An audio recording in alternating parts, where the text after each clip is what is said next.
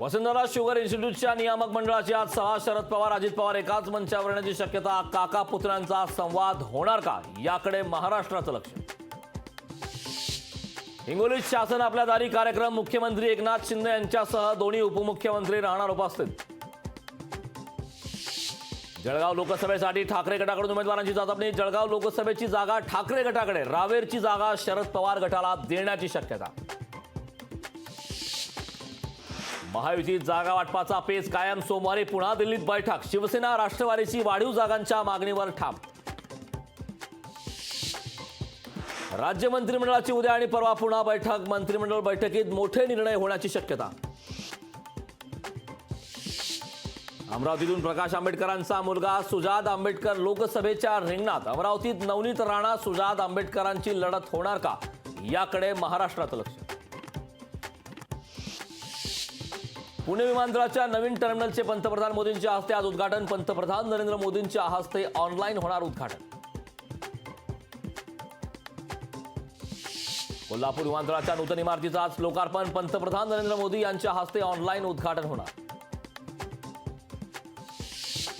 तेलंगणात राज्यपाल नियुक्त 2 आमदारांचं सदस्यत्व रद्द. रेवंत रेड्डी सरकारला हायकोर्टाचा दणका. बीआरसी याचिका तेलंगणा हायकोर्टाकडून मान्य.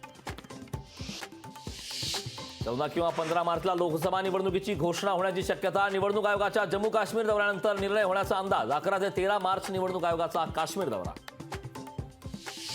कोस्टल रोडच्या एका मार्गिकेचं उद्या लोकार्पण. वरळी ते मरीन ड्राईव्ह मार्गिका होणार खुली. मुख्यमंत्री उपमुख्यमंत्र्यांच्या उपस्थितीत होणार उद्घाटन.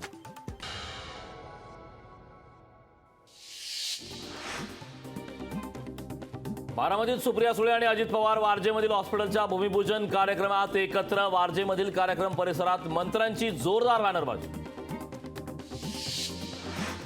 भावना गवळींच्या मतदारसंघात धडाडणार ठाकरेंची तोफ. उद्धव ठाकरे 13 मार्चला वाशिम दौऱ्यावर. सभेतून उद्धव ठाकरे उमेदवार जाहीर करण्याची शक्यता.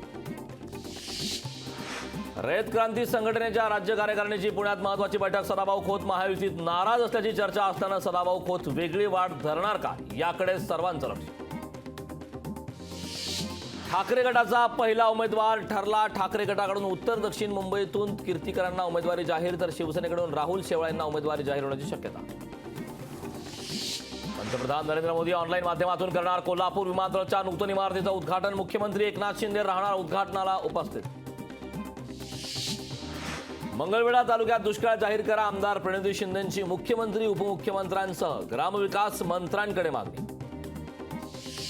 वंचित बहुजन आघाडीचे अध्यक्ष प्रकाश आंबेडकर अकोला दौऱ्यावर. संध्याकाळी अकोल्यात प्रकाश आंबेडकरांची होणार संवाद सभा. झोपूच्या सर्वेक्षणाला उद्यापासून सुरुवात. घाटकोपरमधील रमाबाई आंबेडकर नगरच्या झोपड्यांचं होणार सर्वेक्षण. नॅशनल टेस्टिंग एजन्सीद्वारे 5 मेला नीट यूजी परीक्षा. 25 लाखांहून अधिक विद्यार्थी घेणार परीक्षा. गेल्या वर्षीपेक्षा 4,20,000 विद्यार्थी संख्येत वाढ. एमएमआरडीएचं आर्थिक डोलारा डळमळीत. एमएमआरडीएच्या 20,000 कोटींच्या ठेवी संपल्या. एमएमआरडीएची अर्थसंकल्पीय तूट 7,468 कोटींवर. रेल्वेच्या 3ही मार्गावर मेगा ब्लॉक. रुळांची दुरुस्ती तसेच सिग्नल यंत्रणेतील तांत्रिक कामामुळे आज मेगा ब्लॉक. नागपुरात नितीन गडकरींच्या संकल्पनेतील दिव्यांगांचा खास अनुभूती पार्कचं लोकार्पण. दिव्यांग पार्कच्या उद्घाटनाला देवेंद्र फडणवीसांची उपस्थिती. वंदे भारत एक्सप्रेस पासून सांगली मिरज वंचित तांत्रिक अडचणीचं कारण पुढे देत मध्य रेल्वेनं नाकारला सांगलीत संपर्क क्रांतीचा थांबा.